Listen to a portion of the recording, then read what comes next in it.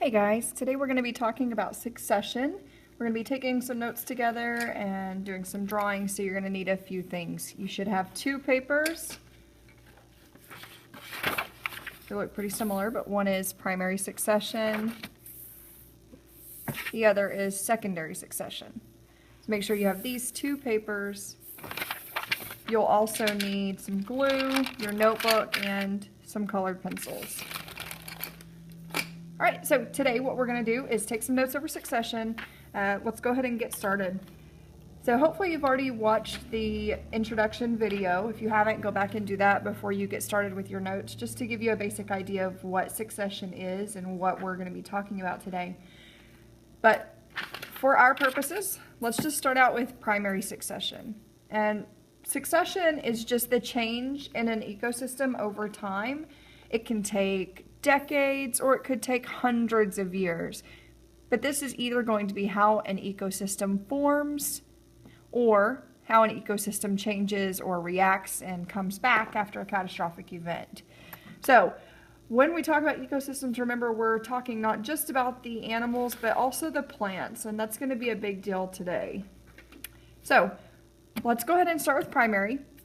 And up here we have a basic definition. Primary succession is a process that develops a biotic community, so a living community, and a previously uninhabited. So fill that in. If you need to scrunch it in there a little bit, you can.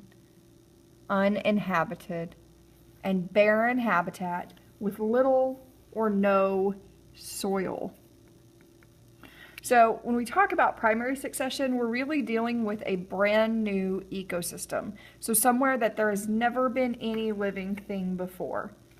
Usually this happens when a new island forms or if there's new soil formed by a volcano. So we're talking about bare rock having absolutely no soil. It's just rock in this area, okay? So what we're going to do is create a timeline and document how that ecosystem changes over time. So our first step right over here, we're going to start out with just bare rock.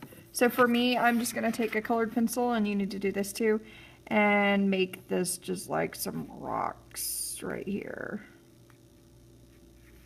And then I'm just going to shade them in a little bit with my black and make them look gray. But remember, there's no soil down here, so I'm not going to color any of that brown because we really don't have any soil at this point.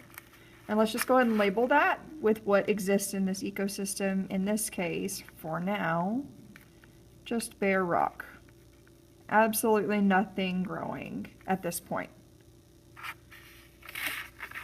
All right, the next step, so a few years later, because remember this whole process takes hundreds of years to develop. The next step, the very first thing that you're going to see growing on that bare rock. So we're just going to draw those rocks in again, and maybe some smaller ones this time because over time these are going to weather away and crack and come into smaller pieces. So I've got my bare rock. I'm just going to shade those in again, and I'm going to shade that in so it's all bare rock. And let's talk about what's going to grow here. The very first thing that's going to live in an ecosystem that has absolutely no soil is going to be what we call lichen, which is L-I-C-H-E-N. And I'm going to put a slash there, that's what that is, or moss. And they're very similar. They look a lot alike. If you have time, look up what lichen looks like. But it's really more of a brown taupey color, but it does grow straight on the rock. And because there's absolutely no soil and it's obviously not going to be a consumer, it is a producer. So moss is just going to be this green color because it is creating its own food. So it needs that green pigment in it to show that it has chlorophyll. So that lichen and moss just kind of grows on top of those rocks and creates its own food. All right. And as it grows, it's going to do some of that biological weathering that we talked about when we did weathering, erosion, and deposition. So as things grow on the rock, they kind of force their way down inside the rock and dig out bigger and bigger and bigger cracks. So this first step, lichen and moss, they really are what's responsible for breaking this rock down so that over time, you really don't have as much rock pieces. So the next thing that we're going to see grow, we'll still have moss, so let's add that.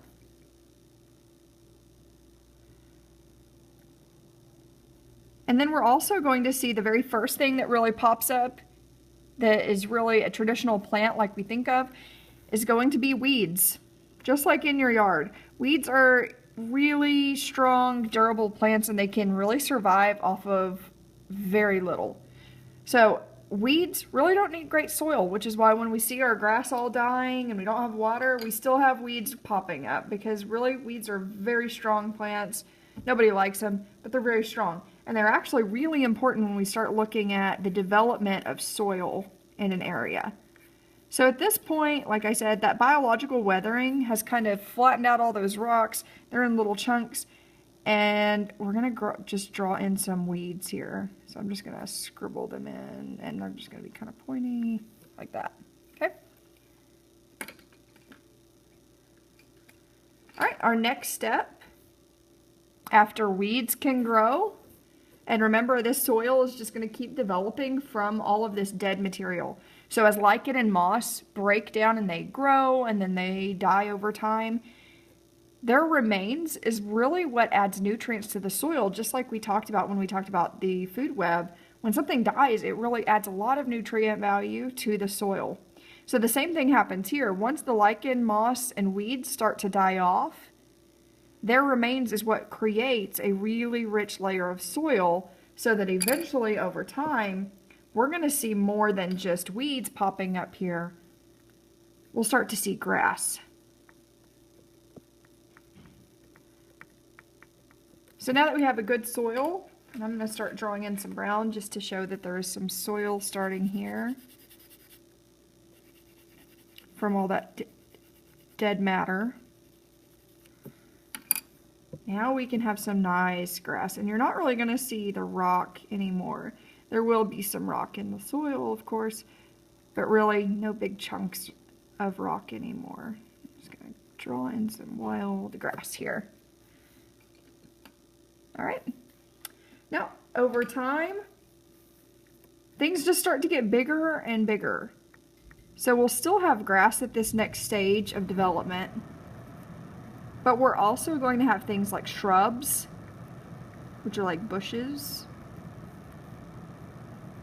and also small trees. Not very big trees with really big roots, because really it's not enough soil right now. The soil is probably not rich enough to really support really big vegetation.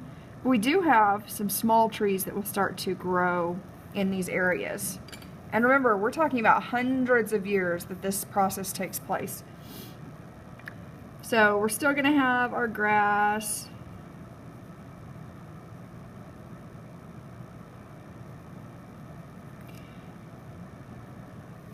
But now we're also going to add in some shrubs. So I'm just going to get a different green here. You don't have to. I just like to show that they're a little different here. And this does not have to be perfect, just sketch it out a little. And then I'm going to draw a small tree. So it's going to have more of a trunk on it and some little branches that come off. And then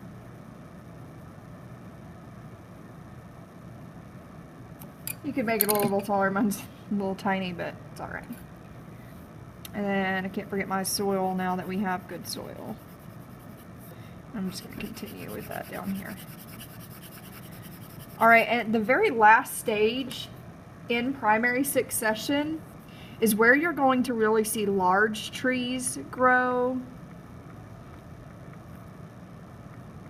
This is also where you're going to see more and more animals and a really developed ecosystem. So we still have our grass and all of these things that came before. We're still going to have shrubs.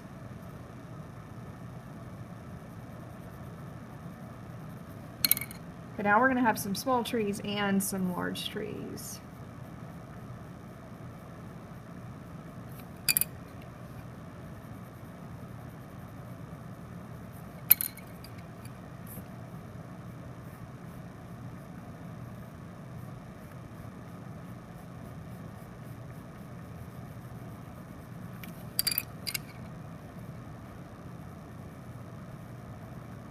you guys can probably draw way better trees than me, but that's all right.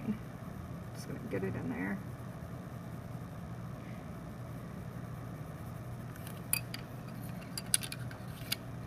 Okay. All right, so now that we've really looked at what develops over time, we can start to put some names to this.